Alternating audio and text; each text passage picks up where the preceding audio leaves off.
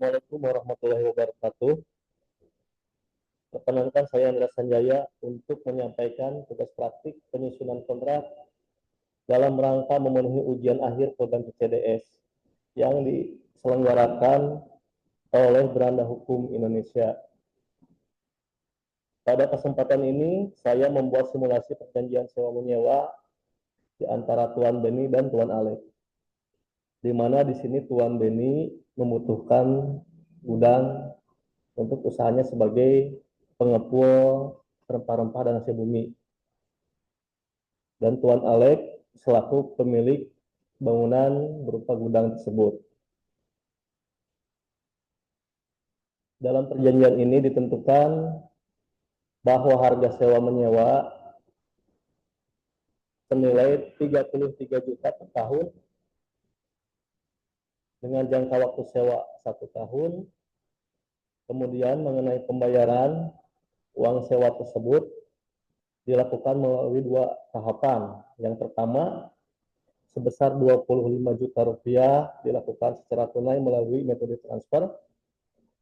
Yang kedua, sisa uang muka sewa sebesar 8 juta rupiah dapat dilakukan secara diangsur sampai dengan akhir batas sewa, yaitu masa sewa berakhir pada tanggal 7 Agustus 2026. Kemudian ditentukan pula bahwa denda keterlambatan pembayaran uang sewa adalah sebesar 100.000 per hari. Ini adalah bentuk draft perjanjian sewa menyewa di antara keduanya.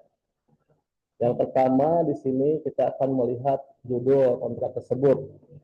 Di sini memakai judul perjanjian sewa menyewa gudang karena memang harus spesifik dan mencerminkan isi dari perjanjian tersebut.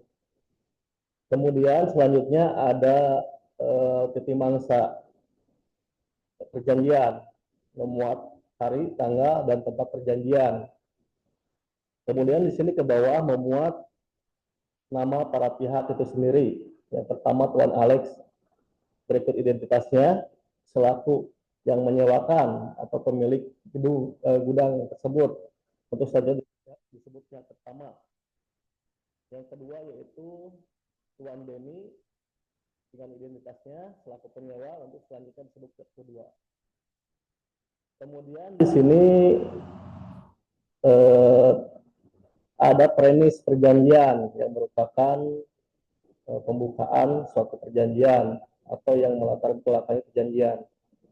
Di sini dijelaskan bahwa pihak pertama yaitu Tuan Alek adalah selaku pemilik yang sah dari bangunan berupa gudang tersebut, yang kemudian disebut dengan objek sewa. Terus pihak kedua yaitu Tuan Beni merupakan pengusaha pengepul rempah-rempah dan hasil bumi yang merupakan gudang penyimpanan. Dan kemudian di antara keduanya terikat suatu perjanjian sewa menyewa, dan kedua belah pihak telah mengetahui kondisi dan keadaan objek sewa tersebut. Kemudian kita memasuki pada bagian isi perjanjian, yaitu pasal-pasal. Di sini di pasal pertama dibahas mengenai jangka waktu sewa. Seperti telah tadi dijelaskan pada simulasi di awal, bahwa jangka waktu sewa adalah selama 1 tahun, terhitung sejak tanggal 8 Agustus 2025 sampai dengan tanggal 8 Agustus 2025 sampai dengan 7 Agustus 2026. Kemudian pasal 2 mengenai harga sewa.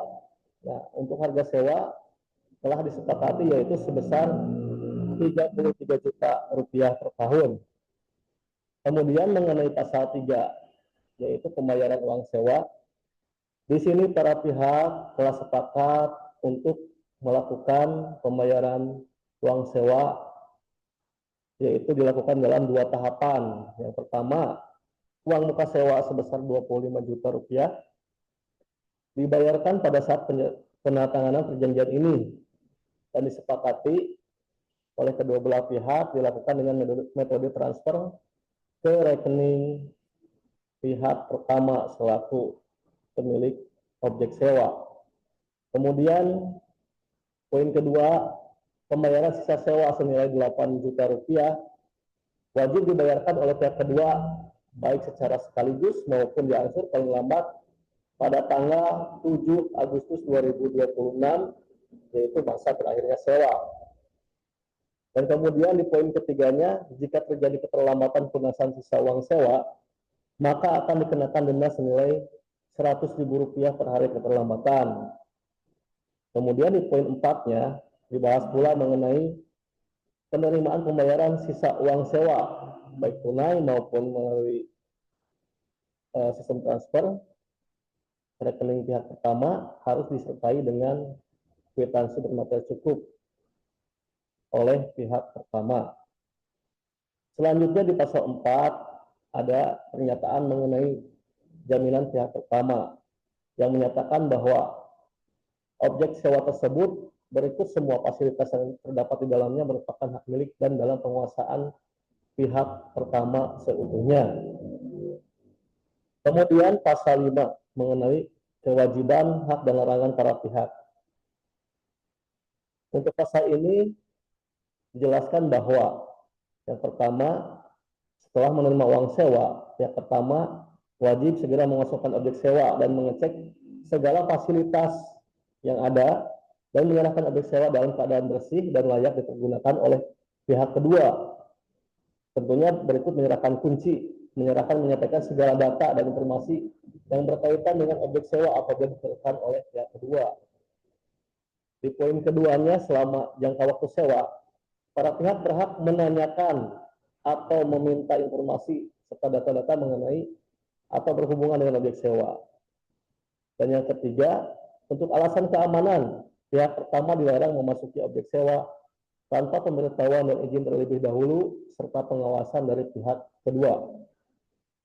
Kemudian untuk poin keempat, pihak kedua wajib menjaga dan memelihara fasilitas yang ada dari objek sewa berikut dengan kondisi kebersihan, keamanan, dan kenyamanan lingkungan sekitar objek sewa. Pada poin 5, pihak kedua wajib memberitahukan terlebih dahulu dan mendapat izin dari pihak pertama apabila akan mengadakan perubahan pada bentuk, kondisi interior dan eksterior objek sewa, serta sarana dan prasarana, termasuk menambah daya listrik yang diperlukan pihak kedua untuk menunjang usahanya. Kemudian, pada poin ke-6, selama masa sewa, pihak kedua wajib membayar segala biaya, beban, tagihan atas penggunaan fasilitas yang telah terpasang atau ada sebelumnya pada objek sewa, seperti pemakaian aliran listrik, saluran telepon, internet, dan air PDAM bila ada. Sedangkan untuk pembayaran pajak bumi dan bangunan atau SPT PBB atas objek sewa tersebut menjadi beban tanggungan pihak pertama. Selanjutnya di pasal 6 dibahas mengenai pemutusan, perpanjangan, serta peralihan hak sewa. Pada poin pertama, para pihak dilarang mengakhiri atau meminta mengakhiri sewa menyewa serta mengalihkan hak sewa kepada pihak lain secara sepihak selama jangka waktu sewa belum berakhir. Kemudian di poin keduanya dibahas mengenai pelanggaran hal tersebut. Pelanggaran terhadap ketentuan angka 1 pasal ini diatur dengan ketentuan sebagai berikut. A. Jika pelanggaran dilakukan oleh pihak pertama, maka wajib mengembalikan uang muka sewa senilai 25 juta tersebut kepada pihak kedua. Dan B. Jika pelanggaran dilakukan oleh pihak kedua, maka uang muka sewa senilai 25 juta tersebut menjadi hak milik pihak pertama atau menjadi hangus. Dan kemudian di poin ketiganya di pasal 6 ini dibahas setelah berakhir jangka waktu sewa sesuai dengan ketentuan pasal 2 perjanjian ini, maka pihak kedua wajib mengosongkan dan menyerahkan kembali objek sewa kepada pihak pertama dalam keadaan terpelihara dengan baik setelah memenuhi semua kewajibannya sesuai dengan perjanjian ini. Kemudian di pasal 7 dibahas mengenai penyelesaian sengketa. Poin ke-1, hal-hal yang belum tercantum dalam perjanjian ini akan dimusyawarahkan oleh para pihak terlebih dahulu. Poin kedua, mengenai perjanjian ini dengan segala akibat yang ditimbulkannya, para pihak sepakat untuk memilih domisili hukum yang tetap pada kantor panitera Pengadilan Negeri Kota Tasikmalaya. Kemudian pasal 8 yang merupakan pasal penutup dijelaskan bahwa perjanjian ini dibuat dalam 2 rangkap bermateri cukup dan mempunyai kekuatan hukum yang sama serta ditandatangani oleh para pihak dalam keadaan sehat jasmani dan rohani serta tanpa adanya paksaan dari pihak manapun. Tasikmalaya 8 Agustus 2025. Pihak pertama Alex, pihak kedua Benny dengan saksi-saksi Charles dan Doni. Dibubuhi materai dan ditandatangani para pihak. Demikian pemaparan dari saya. Assalamualaikum warahmatullahi wabarakatuh.